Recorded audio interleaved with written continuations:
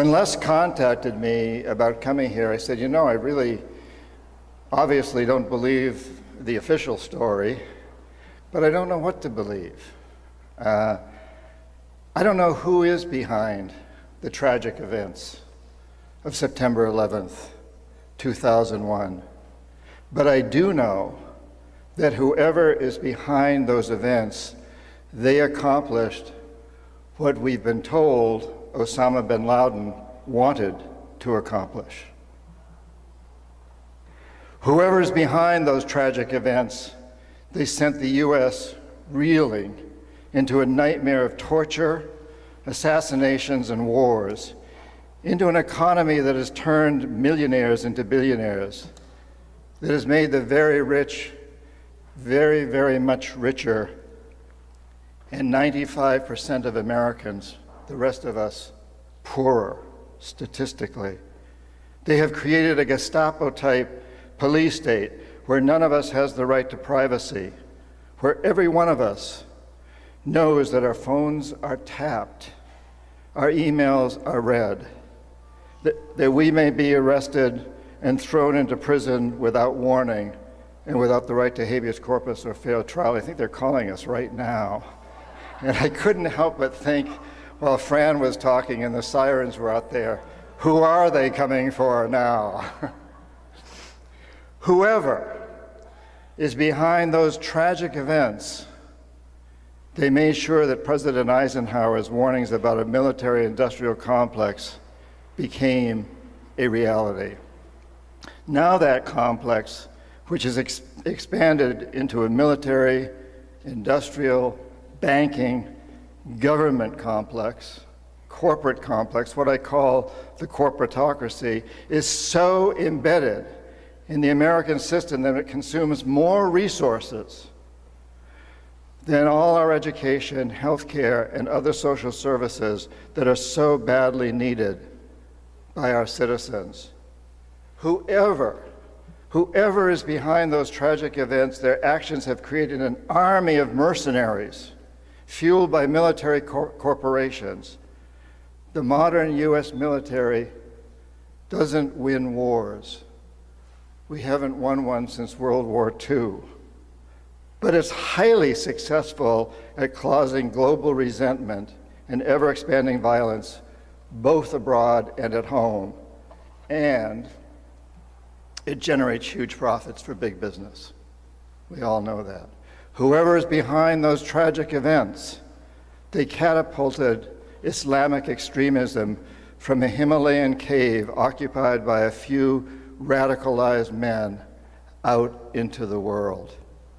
Whoever it is, they seeded and nurtured an Islamic extremist movement that has swept across the Middle East, most of Africa, and has persuaded young women and men from the United States, Australia, New Zealand, and Europe to join ISIS or ISIL and to attack their own brothers and sisters.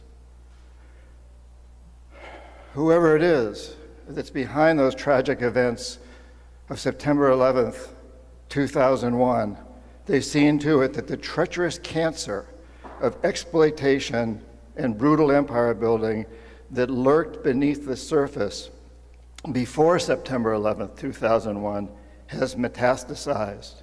It's spread from the economically developing countries to the United States and the rest of the world.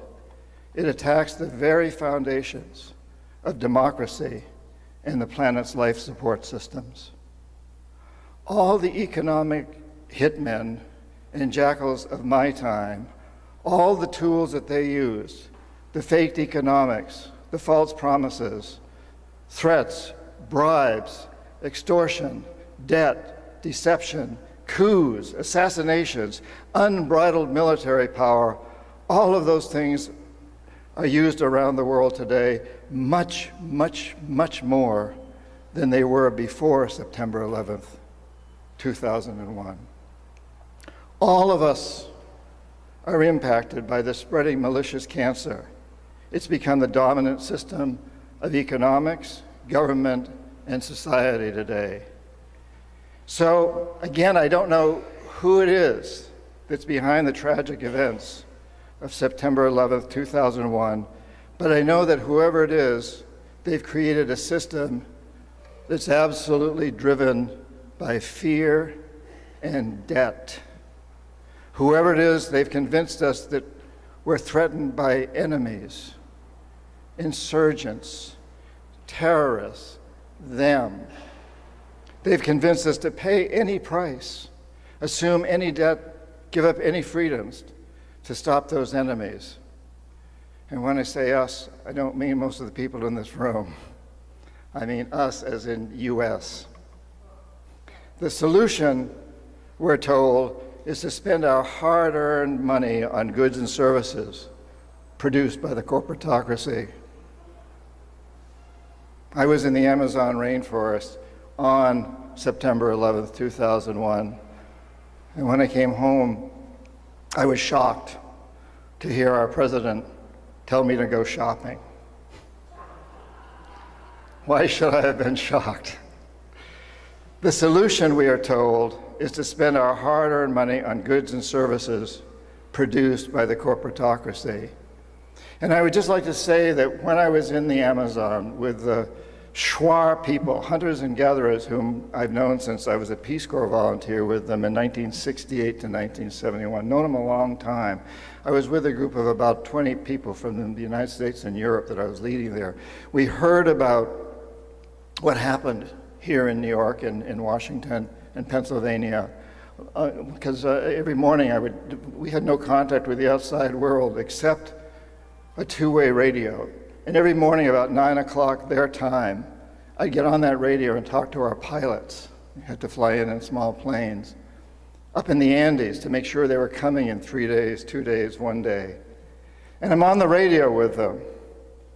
And they're listening to a commercial radio station in the background. And all of a sudden, the pilot interrupts the conversation and says, "Oh my God, your country's under attack." And for about a half an hour, he gives me a blow-by-blow description of what he's hearing on the radio, all this in Spanish, and now everybody in the Amazon's tuned in to this conversation. After that, the Shuar people we were with, who are very powerful shamans, and we did some healing work, they were extremely compassionate toward us. 4 of the people on those trips thought they may have lost people either in the Pentagon or the trade towers. They had no way of finding out. These indigenous people were extremely compassionate, but at the same time they said to us, "You know, your companies have been exploiting us for a long time. Your oil companies have been destroying our lands. And now maybe this will be a wake-up call to you. Maybe the United States will understand what it's like, and maybe this will be a transformational moment for you in the United States." And then I came back and was told to go shopping by my president, and that we were going to get even. We were going to attack Iraq. But it has been a wake-up call. We're waking up now. I'll get into that in a minute. But I want to go on to say that whoever's behind those tragic events of 9/11, they've led us into the murky depths of what I call a death economy. Today we have an economy that's a global abject failure. There's no other way to describe it. It's an economy that's built on militarization. About 50% of the discretionary budget of the United States goes into the military one way or another. It's an economy that's based on attacking the world, raping, pillaging, destroying the very resources upon which the economy is based. It's a killer economy. It's a death economy. And it isn't working. Less than 5% of us live in the United States. We consume almost 30% of the world's resources. China cannot repeat that model. It is not a model. It's a failure. China's trying to do it. India, Brazil, Russia, they can't do it. The numbers don't add up. 5% of the world's population consuming 30% of its resources. China has almost 20% of the world's population. It doesn't add up. So we've created this failed economy, a death economy. Whoever is behind September 11th, 2001 events has seen us create a death economy, a failed economy. Whoever is behind those tragic events has convinced us to accept a system and a way of life based on debt and fear, and one that's lost all semblance of democracy. The Patriot Act, the militarization of police forces, a vast array of new surveillance technologies, the infiltration and sabotaging of the Occupy movement, and the dramatic expansion of privatized prisons have strengthened the US government's ability to marginalize those who oppose it. Giant corporate-funded PACs, reinforced by Citizens United and other court decisions, and billionaires like the Koch brothers, who finance groups such as ALEC, subvert the democratic process and win elections by flooding the media with propaganda. Then there are the skyrocketing student debt caused by state and federal cuts in public education, the constantly increasing medical debt resulting from deficient national health care and insurance policies, predatory payday loans, tax laws that subsidize a few of the richest at the expense of the many, and the outsourcing of jobs to other countries. The list is exhausting, and I just began it. Whoever it is, they have spawned a whole new army of economic hitmen, an astonishing array of lawyers, lobbyists, economists, and strategists are hired to legalize corruption and influence every level of government. Today, officially, there are 13,000 registered lobbyists, but the actual number is over 100,000. However, most of them don't officially register as lobbyists. They're people like Democrats, Chris Dodd and Tom Daschle, and Republicans like Bob Doyle and Newt Gingrich and Phil Gramm. They're people who call themselves political advisors or consultants, but they're lobbyists. There are over 150 of these people for every member of Congress. And that's much, much bigger than before September 11th, 2001. Whoever is behind the tragic events of that day, they've been witness to the legalization of actions that any sane person would view as criminal. Just one example. You know many of these examples, but just one. The world's biggest and most powerful banks recently admitted to guilt and were fined more than $14 billion for rigging exchange and interest rate indices, LIBOR and others. One trader, but not a single bank executive was indicted. Not a single bank executive has been indicted. Now I ask you, do banks commit crimes? Or do individuals who work for banks commit crimes? Whoever is behind the tragic events of September 11th, 2001, they've watched big business craft policies that allow them to avoid paying taxes. Since 2001, $68 billion in grants and special tax credits have been given to businesses by the US government, mostly to large corporations. $68 billion tax credits. Major companies, they were most successful in obtaining these. Companies that make huge profits, such as Ford Motor Company, General Electric, General Motors, JP Morgan Chase, Dow Chemical, Lockheed Martin, United Technologies, Goldman Sachs, and almost half of the 100 most profitable federal contractors didn't pay taxes. Many did not just not pay taxes, they actually received grants and rebates. 298 corporations received subsidies of $60 million or more each. These companies reap benefits from ports, airports, electric utilities, our schools, our fire departments, our water and sewage systems, and other services. They make billions of dollars in profits, and yet they do not pay their fair share towards supporting the institutions that serve them or their employees. The coal, oil, and gas industries alone benefited from subsidies of $550 billion since September 11th. That's 4 times the amounts provided to renewable energy. These are subsidies, $550 billion in subsidies. They all make profits, too. The economic hitmen of the agribusiness are perhaps the most famous or infamous of all. I'm not going to talk about Monsanto because you've all talked about Monsanto a lot. But I will talk about one other example, which is the DARK Act, Deny Americans the Right to Know, DARK. It was passed by the U.S. House of Representatives just a little more than a month ago in July 2015, and its intent is to block states from ever requiring or even voting on GMO labeling. And then there's Walmart. What a great example of American corporate capitalism. This mega corporation siphoned billions of dollars from US taxpayers. You pay for Walmart's employees. Walmart workers are subsidized by you, by us, by US taxpayers at more than $6 billion a year in public food, healthcare, and housing assistance programs. Among the various tools used by Walmart's economic hitmen is an immense network of overseas tax havens with assets valued at more than $76 billion, and it has at least 78 subsidiaries in 15 offshore tax havens. Just that one corporation, and we're all subsidizing it, billions of dollars a year. That's corporate socialism. Talk about socialism.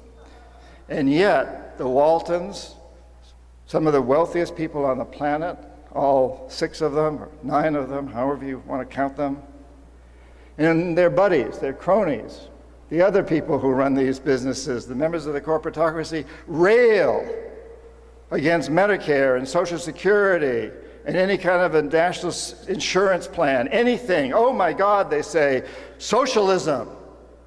We're not communists.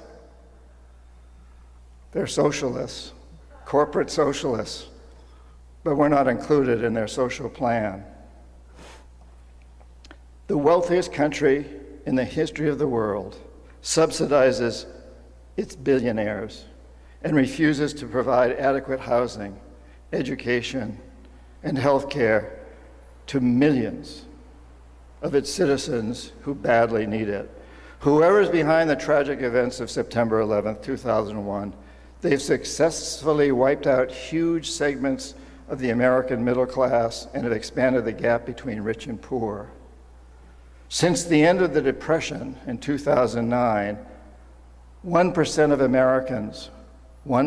Americans received 95% of all the wealth created since 2009, while 90% of us actually became poorer.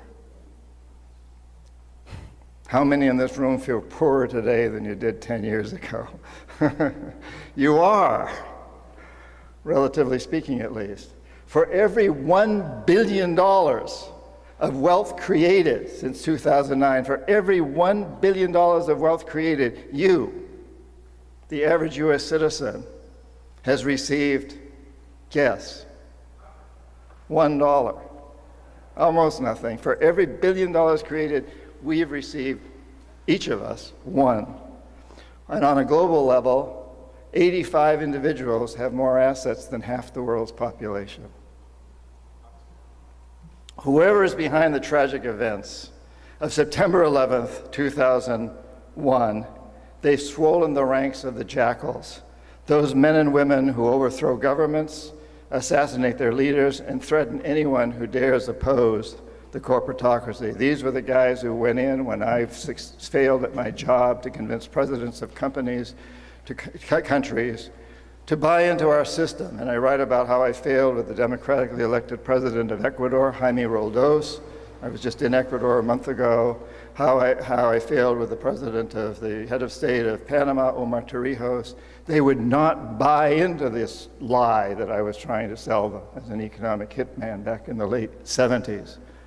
They were both assassinated by the CIA. Of course, we've admitted to Allende and Mossadegh and Arbenz of Guatemala and Lumumba and Diem of Vietnam. We haven't yet admitted to Roldos and Torrijos because that statute of limitations, or whatever it's called, hasn't come up yet. Since 9/11, the jackals have been equipped with many new disguises and tools. Today's jackals perform tasks that those in my time would have considered cowardly and counterproductive. WikiLeaks and Edward Snowden's documents have revealed a huge increase since September 11, 2001, in the use of CIA torture, extraordinary rendition, paramilitary forces hired by governments and global corporations, and CIA and special forces high-value target assassination programs. A letter just released in June of this year, 2015, by U.S. military veterans stated, and I quote, "At least 6,000 people's lives have been unjustly taken by United States drone attacks in Afghanistan, Pakistan, Yemen, Somalia, Iraq, the Philippines, Libya, and Syria." The letter urged drone operators to, quote, "refuse to fly missions." These veterans recognize that drone strikes on civilians are acts of terror. They're terrorism. Unlike the loner agents of my time, a whole new genre of pack jackals has emerged. These include SEALs and Delta forces, and they're supported by airstrikes, satellites, and other modern technologies. Although Americans, we are kept in the dark about the operations of specially trained military teams, they're no secret in the communities where they strike. The New York Times recently lamented, and I quote again, the New York Times, "The bulwark of secrecy makes it impossible to fully assess the consequences of such covert actions, including the deep resentment inside the countries where they operate. Secret assassinations are illegal acts of terrorism. Whoever is behind the tragic events of September 11, 2001, they've watched the U.S. become lethargic about the wars it fights. To a large degree, this is due to the lack of a draft and the increasing role of mercenaries. In 2012, there were 110,000 mercenaries in Afghanistan alone, compared to 68,000 U.S. military personnel, almost twice as many mercenaries as soldiers. We claim we're getting out of Afghanistan, but we're actually getting into Afghanistan. We're just sending people we buy off to go in. To place that in perspective, in Vietnam, there were 70,000 mercenaries and 359,000 military forces, 5 times as many in the military. That has changed. Our government's smart enough to know that the draft incites people. Whoever is behind the tragic events of September 11, 2001, they've encouraged the jackals to ply their trade in the U.S. The jackals in my day were usually assigned to foreign lands. In the aftermath of September 11th, tools perfected overseas, including drones and surveillance aircraft, are now used to spy on us in the United States. According to official documents, at least, and when official documents say at least, what do you think? At least 63 drone sites were active in the US as of 2012 in 20 different states, at least. These are operated by both soldiers and law enforcement personnel, and many are designed to assassinate people. They're flying over us right now.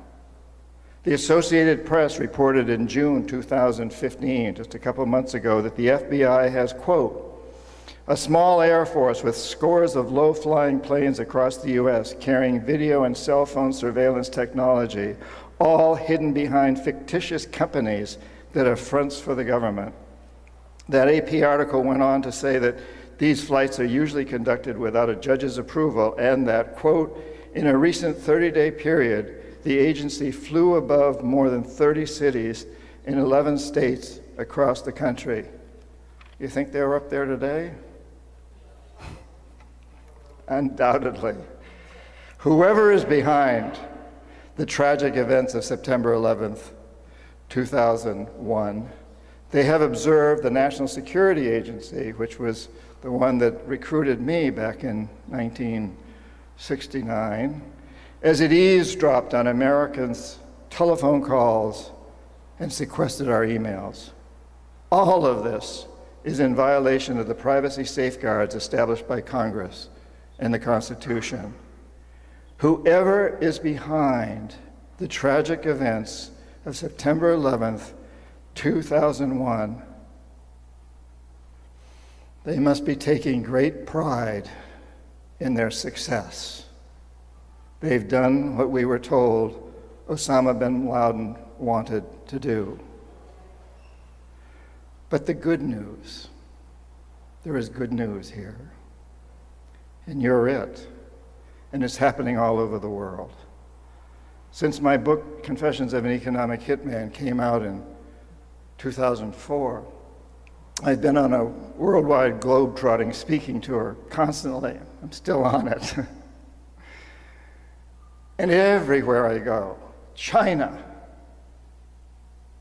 Turkey, all over the Middle East, all over Asia, all over Latin America, Europe, Russia, Romania, all over the United States, people are waking up. I believe that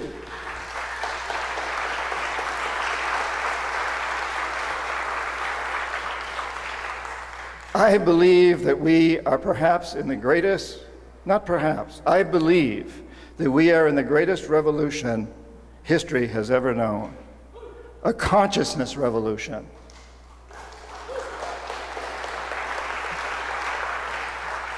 It's a bigger revolution than the agricultural or industrial revolutions. We're waking up.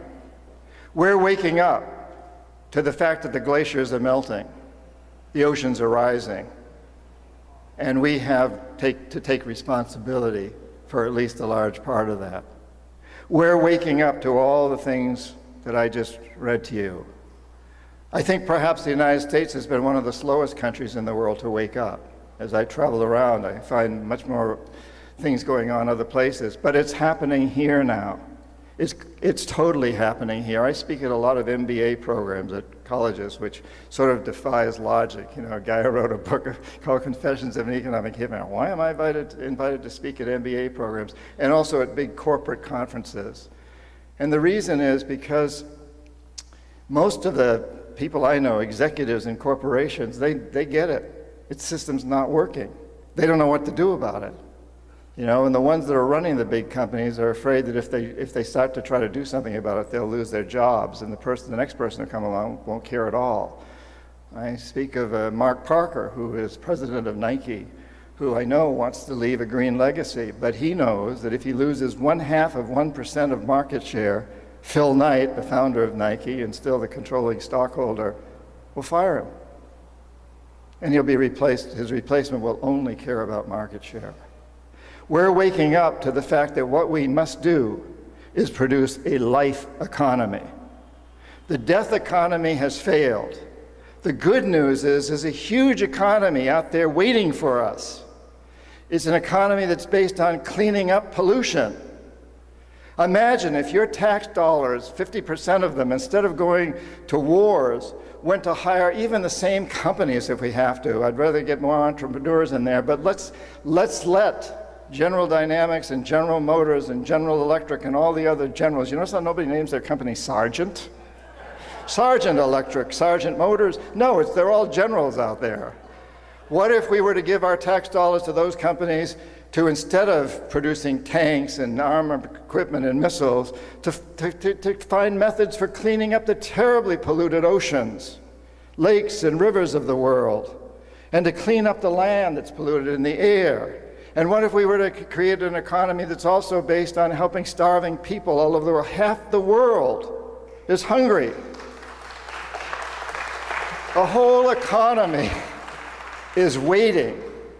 A whole economy is waiting to create a life economy, and it's an economy that's also based on new technologies for transportation, energy, communications, banking.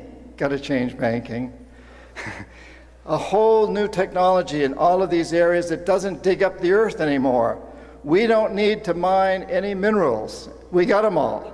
They're here. All we got to do is recycle them, reuse them. We can create that economy. Are you ready to do this? That's pretty good, but are you really ready? And you know what? I ask that question all over the world, and I get an incredible response. There are hundreds of thousands, millions of people out there, and in the last 10 years, I've spoken to well more than 1 million people that are like you and me, and they may not all be thinking about 9/11 the same way you do, but they are thinking about these other things that way. I speak at MBA programs a lot, as I started to say, and before I give a talk to the school, the university, whatever, I asked to have dinner with 12 to 3 dozen students, and at that dinner I asked them what their goals are, their objectives. And 10 years ago, 9 years ago, 8 years ago, I kept hearing money and power. I don't hear that anymore. I hear them say they want to have kids and they know the world's in trouble and they don't want their kids to have to inherit anything like what's going on now. We are waking up, aren't we?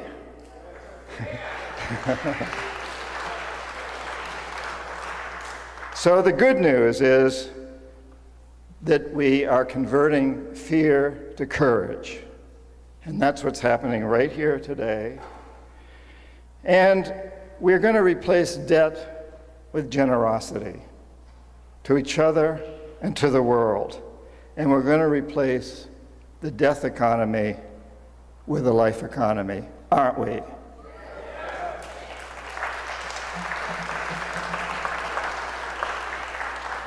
I want to address this issue that Fran brought up a few minutes ago about burnout. I know I'm just about done, yes.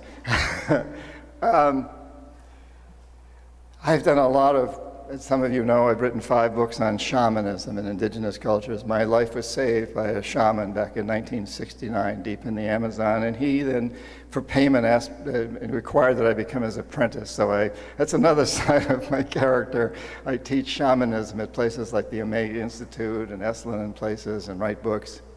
And one of the things that we understand is that everything is energy. Everything is energy. We're all energy. You know, we're a few spinning molecules, but we're all tied together by energy. I'm not going to get into a lot of that now. But what I would say to those of you who feel burned out, to those of you who feel sad, angry, frustrated, understand that that's just an energy. And it's good to admit you have these feelings. You can't run from them. You can't deny them. It's good to admit you have them. But recognize that what's really important is what you do with them, how you channel them. I'm very, very angry. I'm angry at what our corporations do around the world. I'm angry at what our government does around the world. I'm angry at what I once did around the world.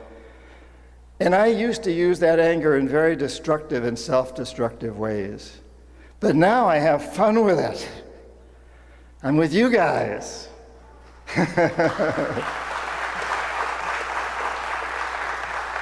I write books and I get out there and dance and do these things and travel around the world meeting amazing people.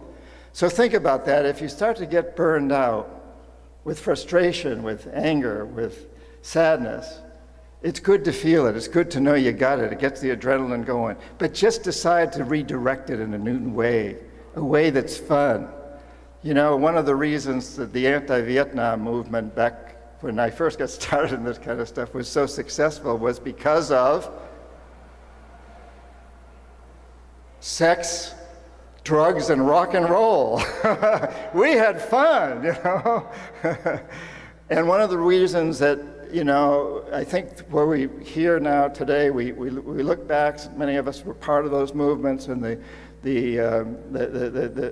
racial equality movement.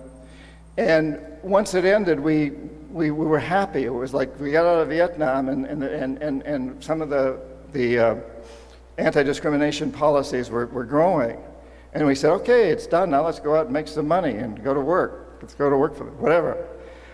We didn't understand the much bigger issue, and that is this death economy issue.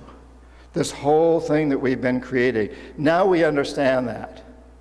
Now we're in a much bigger place, and we know that we have to change the corporations.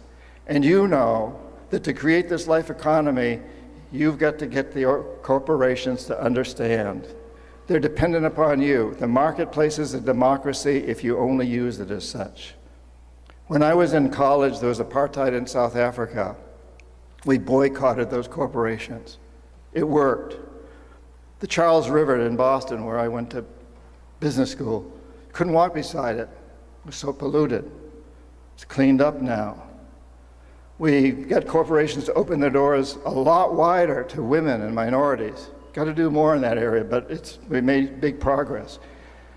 These corporations understand if we just push them, and with the social media, we've got a much better opportunity. I think this movement for the 28 pages and the whole movement around truth needs to also include corporations. We need to push corporations to understand that we're only going to buy from the ones that are taking some sort of a role in this, that are understanding this. Just leave you with that thought.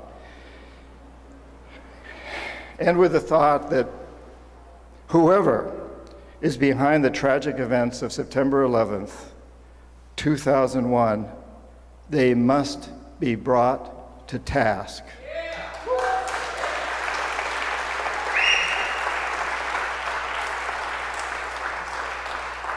And we, you and I, all of us, must see to it that they do not continue to succeed. We must end the reign of the robber barons, the corporatocracy, those people who steal our lands and resources, our businesses and money, our freedom. We must end that. Are you ready? Okay. Ending on a final quote. This is a relevant quote, although it's a couple of hundred years old. And just before I do, I also want to invite you to go to my website, johnperkins.org, and sign up for my newsletter, and Twitter, and Facebook, so we can keep talking. I want to keep talking with you, and we've got lots of people all over the world that are part of this. I'm telling you, it's a consciousness revolution. It's happening. So this quote, the United States, which wasn't the United States yet, the American Army, the colonists, 1776, December, Washington had lost just about every battle he ever fought. Talk about burnout, my God. The Continental Congress wouldn't give his men shoes, guns, bullets, nothing. It's estimated that roughly 30% of the American population were Tories. They sympathized with the British. Another 30% of the population were in favor of the revolution. And there's another 30–40% that didn't know what they were doing. They didn't give it much thought. The Army was in tough condition, and Washington was in tough shape. He's bogged down at Valley Forge. Tom Paine, bless his soul. Tom Paine comes along. December 1776. Tom Paine writes, Tom Paine gets to me. Tom Paine writes, "These are the times that try men's souls. The summit soldier and the sunshine patriot will, in this crisis, shrink from the service of their country. But he or she who stands by it now deserves the love and thanks of man and woman. A generous parent should say, if there must be trouble, let it be in my day, that my child may have peace."